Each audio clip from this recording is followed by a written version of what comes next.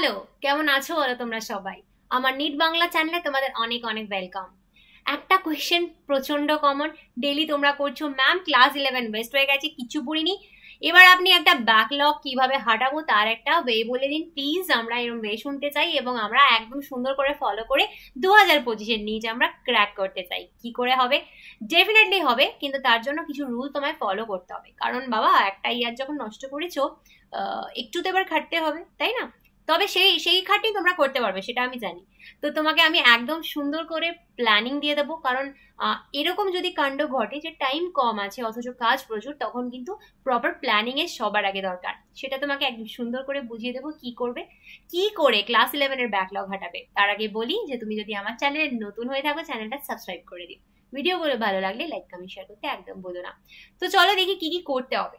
তার আগে বলবো, প্রথমত যেটা হয় যে ব্যাকলগ যখন আসে তখন আমরা কি করি, আমরা ব্যাকলগ ক্লিয়ার করার চেষ্টা করি। ব্যাকলগ ক্লিয়ার করা মানে আমরা ভাবি যে এই যে ক্লাস 11-এর চ্যাপ্টারগুলো আমরা পড়িনি সেগুলোকে আমরা পড়া শুরু করি, তাহলেই ক্লিয়ার হয়ে যাবে। সেগুলো যখন পড়তে থাকছো তখন কি হচ্ছে, এখন যে চ্যাপ্টারগুলো পড়ানো হচ্ছে সেগুলো তোমরা মিস করে যাচ্ছ। তাহলে কি হচ্ছে, নতুন করে ব্যাকলগ তৈরি হচ্ছে, মানে ব্যাকলগ হয়েছিল সেটাকে ক্লিয়ার করছো, করতে গিয়ে নতুন করে ব্যাকলগ তৈরি হচ্ছে। বুঝতে পারলে কি হচ্ছে? তাহলে তোমার কিন্তু একটা সাইকেল ওয়েতে কন্টিনিউয়াস এটা ঘুরছে। আমাকে কমেন্ট করে জানিও তো এরকম তোমার হয় কিনা। আমি জানি এরকম তোমার হয় যে ব্যাকলগ ক্লিয়ার তো করছি ম্যাম, করতে গিয়ে এই পড়াগুলো তো হচ্ছে না। তো এই জিনিসটা আমরা করলে চলবে না, আমাদেরকে নতুন চ্যাপ্টার কিন্তু কন্টিনিউয়াস পড়তে হবে, তার সাথেই আমরা ব্যাকলগ ক্লিয়ার করব। নতুন চ্যাপ্টারে যদি আবার ব্যাকলগ তৈরি হয়ে যায় তাহলে কত ব্যাকলগ তুমি হ্যান্ডেল করবে? তাই আমাদের মাথায় রাখতে হবে যে নতুন চ্যাপ্টারে যেন ব্যাকলগ একেবারেই না আসে। নতুন চ্যাপ্টার যেগুলো এখন আমরা পড়বো সেগুলো পড়বো, পড়ার সাথে সাথে কন্টিনিউয়াস রেটে আমরা রিভাইজ করতে থাকবো। নতুন চ্যাপ্টার পড়বো, রিভাইজ করব, নতুন চ্যাপ্টার পড়বো, পুরনো চ্যাপ্টার রিভাইজ করব।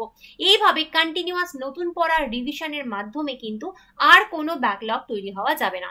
ক্লাস 11-এর পুরো পড়াটাই ব্যাকলগ, সেটাকে আমরা দেখবো কিভাবে উদ্ধার করা যায়। অ্যাকচুয়ালি এই সময় যেটা আমরা মোটিভেশন পাই না, তার কারণ তোমাদের ক্লাস 12-এ যারা পড়ছো তাদের কি হয়, তাদের স্কুলে তো ক্লাস 12-এর পরীক্ষাগুলোই হবে। স্কুলের পুশটা না থাকলে ক্লাস 11-এর পড়ার কোনো মোটিভেশন কিন্তু পাওয়া যায় না। কিন্তু দেখো, কোথাও একটা থেকে তোমাকে তো টাইম বের করতে হবে। এটা তো ঠিক, তোমাকে যদি নিট ক্লিয়ার করতে হয় কোথাও একটা থেকে কিন্তু তোমাকে টাইম বের করে 11-এর পড়াটা তৈরি করে নিতে হবে, সে তুমি মোটিভেশন পাও আর না পাও, তাই তো? ওকে, তো আমরা কি করব, আমি এখানে তোমাদেরকে দুটো ভাগে বাচ্চাদেরকে ভাগ করে নিলাম। একটা ভাগের বাচ্চারা হচ্ছে তারা যাদের ক্লাস 11-এর যে পড়াগুলো তাতে কনসেপ্ট ক্লিয়ার আছে, বুঝে গেছো তুমি চ্যাপ্টার, যখন টিচার পড়িয়েছিল বা কোথাও থেকে তুমি পড়েছিলে কনসেপ্ট খুব ভালো করে তুমি ক্লিয়ার করেছিলে। কিন্তু সমস্যা কি ছিল? সমস্যা ছিল সেগুলো তুমি ভুলে গেছো, পড়া যে মুখস্থ করেছিলে সেটা ভুলে গেছো এবং প্রপার এমসিকিউ এর প্র্যাকটিসটা হয়নি। এই দলে আমি এক সেট বাচ্চাকে এখানে ভাগ ভাগ করলাম। তো এটা কনসেপ্ট ক্লিয়ার, তোমাদের কনসেপ্ট ক্লিয়ার আছে। সেকেন্ড দলের বাচ্চারা হচ্ছে তারা যারা কনসেপ্টও ক্লিয়ার নেই, হতেই পারে না, হয়তো যেখানে তুমি পড়েছো সেখান থেকে বুঝতে পারোনি, ব্লা ব্লা ব্লা, অনেক কিছু হতে পারে। মোটমাট আমি ধরে নিলাম তোমার কনসেপ্টও ক্লিয়ার নেই, তার জন্য পড়াও ঠিক করে হয়নি, এমসিকিউ প্র্যাকটিস হয়নি, তো কনসেপ্ট কাটা। এই দলে কিছু বাচ্চা, তাহলে এই দলে কিছু বাচ্চা, এই দলে কিছু বাচ্চা। এবার প্রথমে বলবো যাদের কনসেপ্ট ক্লিয়ার আছে, ক্লিয়ার আছে, ভুলে গেছো, প্র্যাকটিস করা হয়নি, তারা কি করবে? তাদেরকে যেটা করতে হবে, ডেলি 1 ঘন্টা টাইম তোমাকে বার করতে হবে। ডেলি 1 ঘন্টা টাইম বার করতে হবে। কেন? সেলফ স্টাডির জন্য। আমি কিন্তু বলছি শুধু ব্যাকলগের কথা, এটার মানে এই নয় এই 1 ঘন্টাটা তুমি নতুন পড়া পড়ছো, ক্লাস 12-এর যা পড়া পড়ছো তো পড়ছো, যেগুলোতে ব্যাকলগ তৈরি হয়েছে তার জন্য তোমাকে 1 ঘন্টা রাখতে হবে ডেলি। ডেলি 1 ঘন্টা রাখতে হবে। তুমি শুধু সেই চ্যাপ্টার যেটা পড়তে চাইছো সেটাকে ভালো করে পড়ো, মুখস্থ করো এবং তারপরে হাফ অ্যান আওয়ার, আধা ঘন্টা এমসিকিউ প্র্যাকটিস করো। তাহলে 1 আওয়ার আর 30 মিনিট, 30 মিনিটস তোমাকে দিতে হবে হচ্ছে এটা প্রতিদিন। ঠিক আছে? এবার আমি জানি তোমাদের অনেকেরই থাকবে, বলবে যে ম্যাম আমাদের পরীক্ষা থাকবে। ক্লাস 12-এ তোমরা পড়ো, তোমাদের স্কুলের পরীক্ষা থাকতে পারে, তোমাদের টেস্ট থাকতে পারে, ক্লাস 12-এর বোর্ড এক্সাম আসবে। অফকোর্স সেই সময়গুলোতে 1 সপ্তাহ 2 সপ্তাহ আগে থেকে তুমি এই কাজটা করতে পারবে না, তো সেই সময়টা করবে না। বাকি সময় ডেইলি 1 আওয়ার তোমাকে রাখতে হবে সেলফ স্টাডির জন্য, আর আধা ঘন্টা তুমি কি করবে? এমসিকিউ প্র্যাকটিস করবে। ঠিক আছে? এবার যারা কনসেপ্টটা যাদের ক্লিয়ার নেই, ঠিক আছে, যাদের কনসেপ্টও ক্লিয়ার নেই, তারা কি করবে? তাদেরকে কিন্তু এর সাথে ভিডিও দেখতে হবে, ভিডিও দেখে দেখে কনসেপ্ট ক্লিয়ার করতে হবে। ঠিক? এবার ভিডিও দেখতে তো প্রচুর টাইম লাগার কথা, ভিডিও দেখতে টাইম লাগবে, হয়তো তুমি 2x এ শুনছো, তবুও দেখো 2x এ শুনলে কনসেপ্ট ক্লিয়ার হয় কিনা আমার জানা নেই, আমার ধারণা হয় না। যতই স্পিডে তুমি শোনো না কেন, তোমাকে ভিডিও যে শুনতে হচ্ছে সেটাই কিন্তু বেশ টাইম কনজিউমিং, টাইম লাগবে। তাহলে তুমি ভিডিওটা কখন শুনবে? এই ক্ষেত্রে তোমাকে খুব স্মার্টলি টাইম বার করতে হবে। তুমি যখন যদি স্কুলে যাচ্ছ আসছোর পথে যদি তুমি টাইম পাও, কানে হেডফোন গোজো, ভিডিও শুনতে শুনতে যাও। দেখো বাবা, রাস্তায় আবার কেউ অ্যাক্সিডেন্ট করো না কিন্তু ভিডিও শোনার চক্করে। মানে যদি হেঁটে হেঁটে যাও তাহলে এটা করো না, যদি গাড়ি ফাড়িতে যাও তবে কানে লাগিয়ে ভিডিও শুনতে পারো। যদি হেঁটে যাও তাহলে ম্যাক্সিমাম মনটা কিন্তু গাড়ি ঘোড়ার দিকেই দিও। হ্যাঁ, আচ্ছা। তারপরে হচ্ছে তুমি স্কুলে যদি ফোন তোমাদের অ্যালাউড থাকে, তো স্কুলের যে অফ পিরিয়ড গুলো সেই সময় তুমি ভিডিও শুনতে পারো। বা আমি জানি তোমরা ডেইলি স্কুলে মোটেও যাও না, তো যেদিন যেদিন বাড়িতে থাকলে সেদিন বেশি করে ভিডিওটা শুনে নাও, ঠিক আছে? বা ধরো তুমি সারাদিনে একেবারেই টাইম পেলে না, তাহলে রাতে শোয়ার সময় আধা ঘন্টা একটু ভিডিও শুনে নাও। অন্যান্য ভিডিও একটু এই সময় একটু বন্ধ রাখো, ঠিক আছে? এই ভিডিওগুলো শুনে নাও। ভালো না বুদ্ধিটা? তো এইভাবে তোমাকে ভিডিওটা শুনতে হবে প্রথমে। তারপরে ভিডিওর পরে তোমাকে ডেইলি এই বাচ্চাগুলোর মতনই ডেইলি তোমাকে 1 ঘন্টা রাখতে হবে সেলফ স্টাডির জন্য। মানে যেটা শুনেছো, যেটা বুঝেছো, সেটাই তোমাকে 1 ঘন্টায় মুখস্থ করতে হবে এবং আধা ঘন্টা তোমাকে এমসিকিউ করতে হবে। এবার তুমি বলবে যে ম্যাম ডেইলি 1 ঘন্টা কি প্রত্যেক সাবজেক্টের জন্য? না না, এরকম না। দেখো, আমি ধরে নিলাম তোমার সপ্তাহে 7 দিনই তুমি পেলে না টাইম, ধরো 6 দিন পেলে। আমি সোম থেকে শনিই ধরছি, তোমার হাতে 6 দিন আছে। 6 দিনের প্রত্যেক দিন 1 ঘন্টা করে সেলফ স্টাডি, আধা ঘন্টা করে এমসিকিউ। এবার তাহলে 6 দিনে মানে তুমি 2 দিন ফিজিক্সের জন্য রাখছো, 2 দিন কেমিস্ট্রির জন্য রাখছো, 2 দিন বায়োলজির জন্য রাখছো। বুঝলে তো? মানে 2 দিন তুমি দিনে 1 ঘন্টা 1 ঘন্টা ফিজিক্স, আধা ঘন্টা এমসিকিউ। কেমিস্ট্রির জন্য দিনে 1 ঘন্টা 1 ঘন্টা কেমিস্ট্রি পড়লে, আধা ঘন্টা এমসিকিউ। বায়োলজির জন্য 1 ঘন্টা 1 ঘন্টা 2 দিন তুমি পড়লে, আধা ঘন্টা এমসিকিউ। এইভাবে তুমি পড়তে পারো। এবার ব্যাপারটা হচ্ছে যে এটার প্ল্যানিংটা কি করে করবে, যে কবে কি পড়বে না পড়বে সেটাও তোমাকে আমি এখানে বলে দিচ্ছি। তো সবার আগে তোমাকে যেটা করতে হবে, তোমাকে একটা নোটবুক নিতে হবে।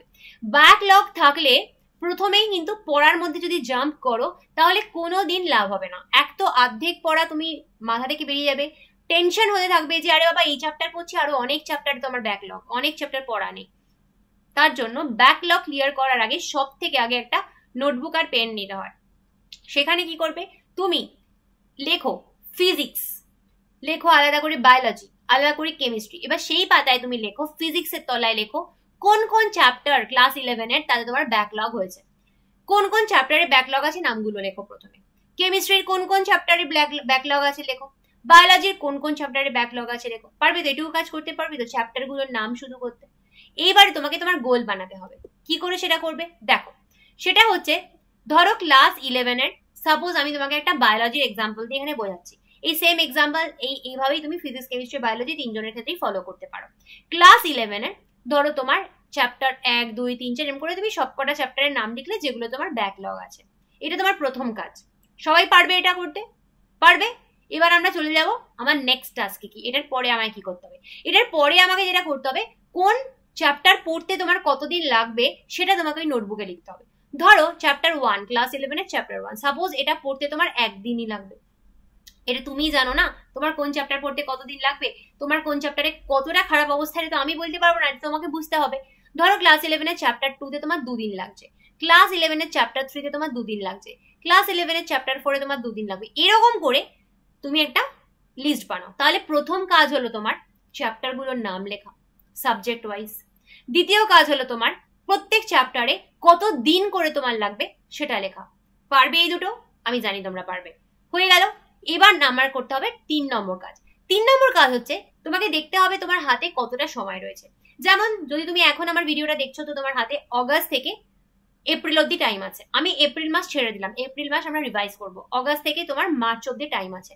তাহলে তোমার হাতে কদিন টাইম আছে? August, September, October, November, December, January, February, March. তোমার কাছে 8 মাস তাহলে টাইম রয়েছে।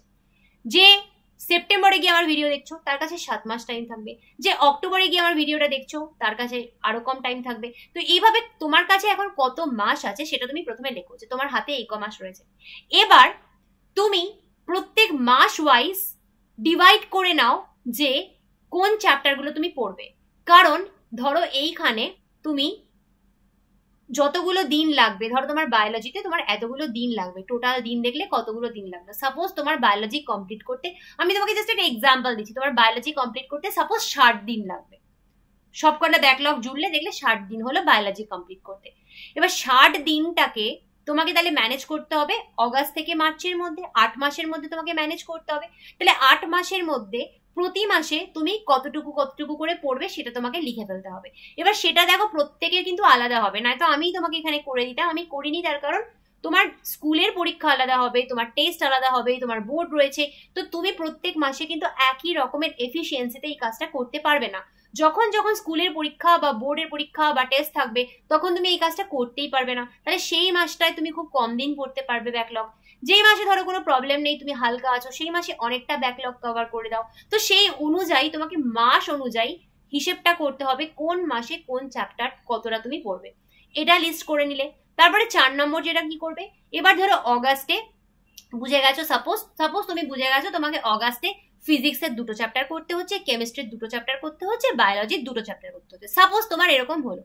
এইবার তাহলে অগাস্টের কোন সপ্তাহে কোনটা করবে সেইভাবে জিনিসটাকে ভাগ করো, উইকলি, কে বলে উইকলি প্ল্যানিং।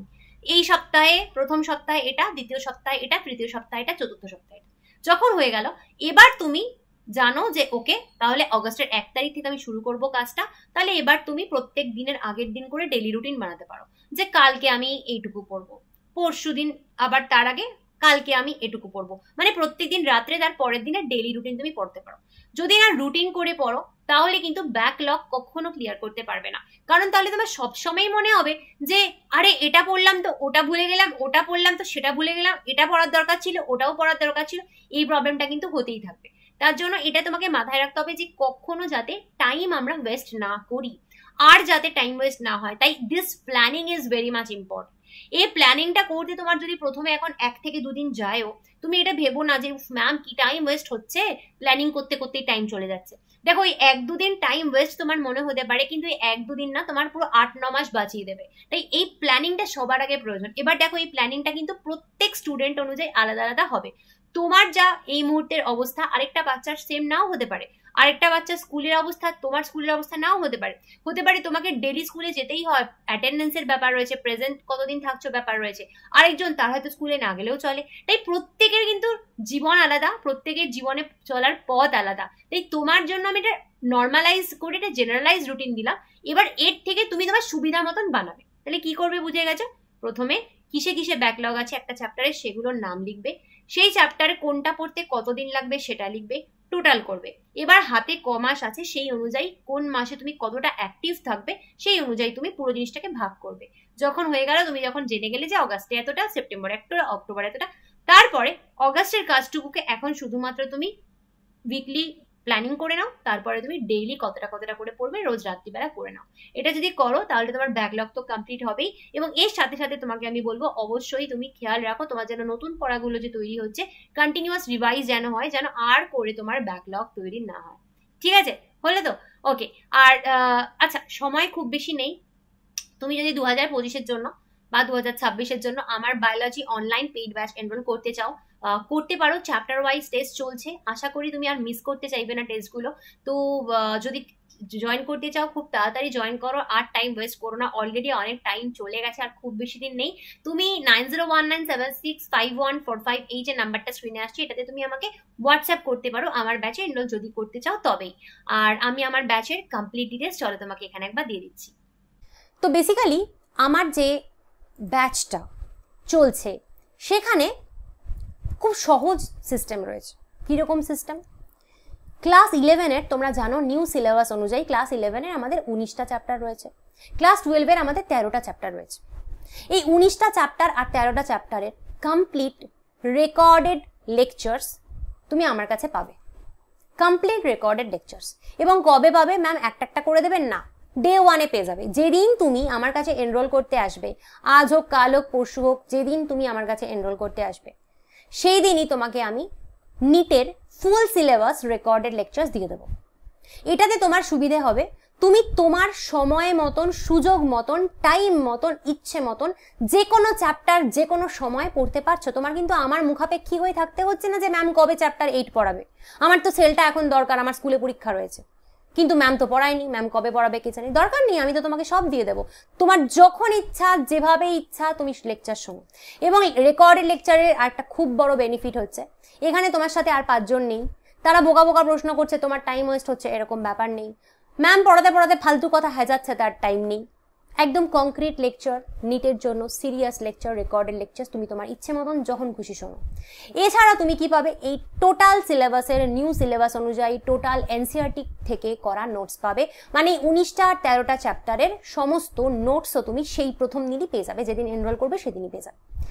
এবং এই notes totally English, totally Bangla, দুটো মিডিয়ামের বাচ্চাদের জন্যই হয়। এছাড়া তুমি যদি মনে করো যে তুমি এই নোটস বা লেকচারের ডেমো চাও, যে আমার ব্যাচে এনরোল করার আগে তুমি একটু দেখতে চাও যে সেগুলো কীরকম হয়, নোটসটা কেমন হয়, লেকচারগুলো কেমন হয়, সেটাও তুমি পেয়ে যেতে পারো এনরোল করার আগে, মানে পেমেন্ট করার আগেই তুমি ডেমো নিয়ে নিজেই দেখতে পারো। আচ্ছা, এইবার বলবো হচ্ছে chapter wise MCQ practice. This is very important, this is very important. MCQ practice না করে কিন্তু নিট পাওয়া যাবে না। আমি কিন্তু প্রত্যেক চ্যাপ্টারের থেকে একেবারে এনসিইআরটি এক্সট্র্যাক্ট করে করে খুঁজে খুঁজে ইম্পর্টেন্ট কোয়েশ্চেন, এবং এখন নিটের যেরকম ট্রেন্ড চলছে, অ্যাসারশন রিজন কোয়েশ্চেন্স অনেক বেশি আসছে, তো এক্স্যাক্ট ট্রেন্ড ফলো করে কারেন্ট নিটের কথা মাথায় রেখে এনসিইআরটি থেকে এরকমভাবে এমসিকিউ প্র্যাকটিসের শিটও আমি তোমাকে দেবো, পিডিএফ তোমাকে দেবো, এবং এমসিকিউগুলো প্রথমে ইংলিশ পরে বাংলায় লেখা থাকে।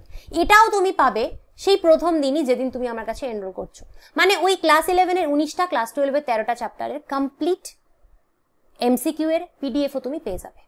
এছাড়া চ্যাপ্টার ওয়াইজ উইকলি টেস্ট হয় আমার কাছে, প্রতি মাসে 3টে করে টেস্ট হয়, প্রতি মাসে 3টে করে টেস্ট হয়, এক একটা টেস্ট 3-4 দিন করে চলে, এইভাবে 3টে করে টেস্ট হয়। এবং সেই টেস্ট কিন্তু আমি মাথায় রাখি যে কোয়ালিটি কোয়েশ্চেনের ওপর, এবং সেটাও কিন্তু কমপ্লিটলি এনসিইআরটি বেস করেই আমি কোয়েশ্চেন দিই। আমার একটা কোয়েশ্চেন এনসিইআরটির বাইরে থেকে আসে না।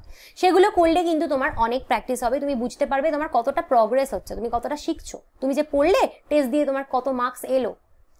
This is very important. এই MCQ practice and test, this two are very important for your NEET. শুধু পড়লে আর নোট দেখলে হবে না, কিন্তু প্র্যাকটিস করতেই হবে। এছাড়া ফুল সিলেবাস টেস্ট হয় আমার কাছে, সেটা নিটের আগে হয়, সেটা অফকোর্স এখন না, সেটা এপ্রিলে, প্রতি বছর এপ্রিলে আমার কাছে ফুল সিলেবাস টেস্ট হয়, মানে পুরো 360 নম্বর বায়োলজির টেস্ট হয়, ইংলিশ বাংলা ঠিক যেভাবে নিটের কোয়েশ্চেন থাকে সেভাবে। তোমার এখানে একটা কিন্তু প্রশ্ন আসবে, এই যে ম্যাম এই যে লাইভ ক্লাস করছি না, আমরা রেকর্ডেড ক্লাস করছি, তো একটা কিছু পড়তে গিয়ে আমার যদি ডাউট হয়, একটা লেকচার শুনছে ডাউট হলো, সেটা কিভাবে আপনি মেটাবেন? তো ডাউটের জন্য যেটা করতে হবে সেটা হচ্ছে যে তুমি যে লেকচারটা শুনছো, তো আমি যে লেকচারটা দিয়েছি তার নিচে কমেন্টে গিয়ে তুমি ডাউটটার কমেন্ট করো, তোমার কি ডাউট আছে। আদারওয়াইজ তুমি আমাকে ডাইরেক্ট মেল করতে পারো, যে কোনো একটা, হয় কমেন্ট করো বা ডাইরেক্ট মেল করো, আমি তোমার ডাউটের উত্তর দিয়ে দেবো। সুতরাং ডাউট নিয়ে কোনো চিন্তা নেই, এটা বরং অনেক ইজি, কারণ তোমার যখন ডাউট হলো তুমি তখন উত্তরটা পেলে, তোমার ওয়েট করতে হবে না যে কবে ম্যাম সেল ডিভিশন পড়াবে, আমার তো সেল ডিভিশনে ডাউট আছে, কবে ম্যাম পড়াবে। না, তোমার আজকে সেল ডিভিশন তুমি আমার কাছ থেকে দেখতে গিয়ে তোমার কিছু প্রশ্ন হলো, তুমি আজকেই আমায় কমেন্ট করো, তোমার আমি উত্তর দিয়ে দেবো। তো ডাউট ক্লিয়ার তো আমার কাছে হবেই, যদি প্রপার ডাউট থাকে, পড়াশোনা সংক্রান্ত ভালো ইম্পর্টেন্ট ডাউট থাকে, এবং অ্যাকচুয়ালি তুমি কোথাও বুঝতে পারছো না, হতেই পারে সেটা, তো সেই ডাউট তোমার ক্লিয়ার হয়ে যাবে। এই কোর্সটা এর সুবিধা আরেকটা, এটা হচ্ছে বোর্ড ফ্রেন্ডলি। যারা বোর্ড দিচ্ছ তাদের আমার নোটস থেকে কিন্তু বোর্ডের জন্য অনেক উপকার হবে, কারণ বেসিক্যালি নিটের নোটস পড়লেই বোর্ডের 90% হয়ে যায়, তো কোনো তোমার চিন্তা নেই, তোমার আলাদা করে নোটস বানাতে হবে না, এটা বোর্ডের জন্য উপকার হবে। ডেফিনেটলি এর লাইফ টাইম ভ্যালিডিটি আমি রেখেছি। লাইফ টাইম ভ্যালিডিটি মানে কি জানো? লাইফ টাইম ভ্যালিডিটি মানে এমন নয় যে তুমি আজকে জয়েন করলে 2028-এ গিয়ে নিট পেলে, ততদিন অবধি তুমি সব কিছু পেলে, ততদিন অবধি তোমার কাছে সব কিছু থাকলো, শুধু তাই নয়। লাইফ টাইম ভ্যালিডিটি মানে এই, তুমি যদি 2028-এ গিয়ে নিটটা পাও, এতদিন তুমি চেষ্টা করে যাও, তুমি প্রত্যেক বছর আমার কাছে সমস্ত পরীক্ষা দিতে পারবে, সমস্ত এমসিকিউ ফ্রিতে পেতে পারবে। যতবার আমি পরীক্ষা নেব তুমি কিন্তু সব পরীক্ষা দিতে পারবে। এমন না যে আমি এখন ঢুকলাম মানে শুধু 2025-এর আগেই আমি পরীক্ষা দিতে পারবো, 26-এর পরীক্ষাগুলো আর দিতে পারবো না, তা নয়। তুমি 28-এ দাও না, তুমি 28-এ গিয়ে নিট দাও, ততদিন অবধিও সমস্ত পরীক্ষা তুমি আমার দিতে পারবে। হোয়াটসঅ্যাপ গ্রুপ রয়েছে আমার নিজস্ব পেইড ব্যাচের বাচ্চাদের জন্য, সেইখানে তুমি অ্যাডেড থাকবে, এবং যতদিন না তুমি হোয়াটসঅ্যাপ গ্রুপ ছাড়তে চাইছো আমি তোমাকে কোথাও যেতে দেবো না। তো হোয়াটসঅ্যাপ গ্রুপে তুমি থাকবে, এবং যতদিন না তুমি নিট পাচ্ছ, সেটা যেই সালেই হোক না কেন, ততদিন অবধি তুমি আমার হোয়াটসঅ্যাপ গ্রুপে থাকবে, এবং ততদিন অবধি সমস্ত রকমের টেস্ট এভরিথিং বেনিফিট তুমি পেতে পারবে। কোনোদিন কোনো আর এক্সট্রা কোনো পেমেন্ট তোমাকে করতে হবে না, শুধুমাত্র অ্যাডমিশনের সময় একবারই তোমাকে ₹1000 দিতে হবে, একবারই তোমাকে ₹1000 দিতে হবে অ্যাডমিশনের সময়। সেই যে দিলে আর জন্মের মতন তোমাকে আমাকে কোনো পেমেন্ট করতে হবে না। বায়োলজির জন্য তোমার এভরিথিং ডান। তুমি যদি মনে করো যে এই ব্যাচে তুমি এনরোল করতে চাও বা ডেমো পেতে চাও, তাহলে তুমি আমাকে এই যে 9019765145 নাম্বারটা দেখছো, এটাতে হোয়াটসঅ্যাপ করো, ফোন করো না। ফোন করলে আমার ফোন ওঠানো পসিবল হয় না, সারাদিন এত ফোন আসে। হোয়াটসঅ্যাপ করো, হোয়াটসঅ্যাপ করে তুমি ডেফিনেটলি এনরোল করতে পারো এই ব্যাচের জন্য।